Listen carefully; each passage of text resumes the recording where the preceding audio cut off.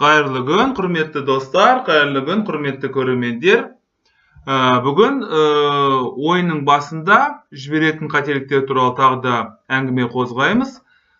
1900 жылы ойналған партия Гарри Нильсон Пилсбери және Диксонның арасындағы партия. Кеттік. Е4 жауынгер негізгі орталыққа қойды. Е5 бөгет қойдық.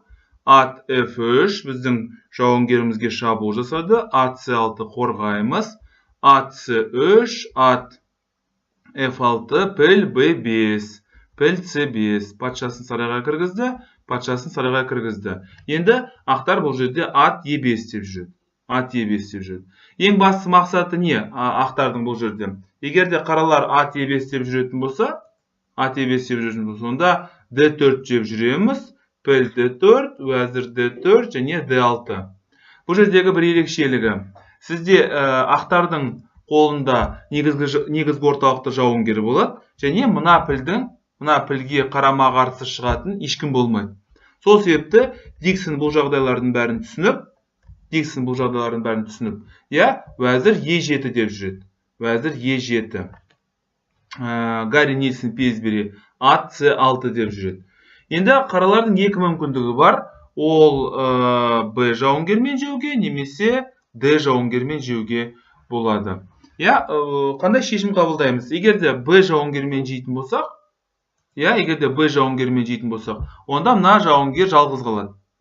Мына жауынгер жалғыз қалады, және мына жауынгер мына пілге, піл мына кемеге келе берседі. Сол себепті бұл жерде қарастыру барысында әрине наумен жеген дұрыс. Біріншіден, мына жауынгерлердің қатары бұзылмайды, төртеуі бірге болады. Екіншіден, мына пілге ешқандай бөгет болмайды және ешқандай кедергі болмайды.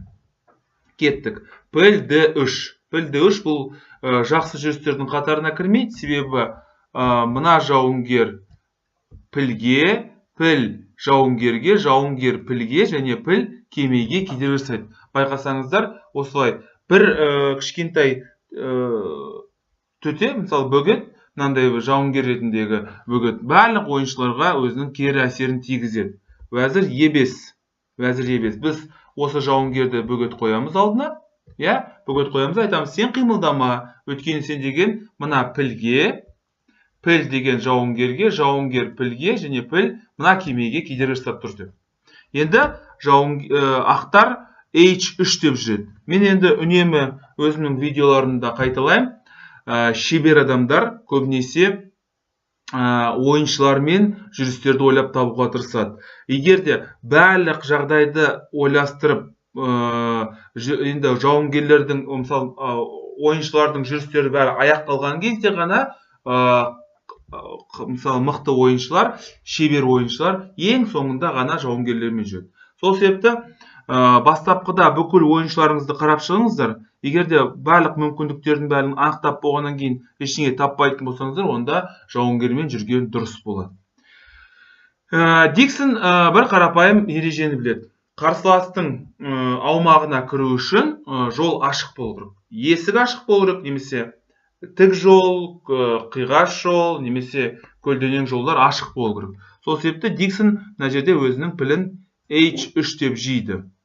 Жауынгер жейді, және біз деген уәзір G3 деп шах дейміз. Біріншіден патшаға шабуыл жасаймыз, екіншіден мына піл мына жауынгерді байлап тұр. Мына жауынгер өз орнынан қимылдай алмайды. Патша H1, біз шах дейміз. Патша G1. Егер де байқасаңыздар, мынау, және барлығы өзінің патшасына көмектесуге ешқандай мүмкіндігі жоқ. Ат G4, жалғыз жүріп жол таппаймыз. Уәзір G4, қалған аса қызық емес. Уәзір G4 шах, патша H2, кеме F E8, патша E, піл E2, уәзір H4, патша G2, кеме E6, піл H5, уәзір G5 шах, патша F3, патша уәзір H5 шах, патша F4, кеме F6 шах, патша G3, уәзір G5 шах, патша H2 және кеме H6. Бұл жерде қандай нәрсені еске түсіреміз? Біріншіден, айырбастауға ерекше көңіл бөліңіздер. Екіншіден, өзіңіздің ойыншыларыңызбен көбінесе жүруге тырысыңыздар. Ең соңында барлық мүмкіндіктерді қарастырып қана жауынгермен жүруге тырысу керек. Басым бөлігі сіздер ойыншылармен жүргендеріңіз дұрыс болады. Және келесі нәрсе ол қарсыластың аумағына кіру үшін тік жол, қиғаш жол, көлденең жолдар ашық болу керек. Егер де видеолар ұнайтын болса, лайк басыңыздар, каналға жазылыңыздар, сұрақтарыңыз бар болса қойыңыздар, шама шарқымызға сәйкес жауап беруге тырысамыз. Жақсылықта кездесейік, сау саламат болыңыздар.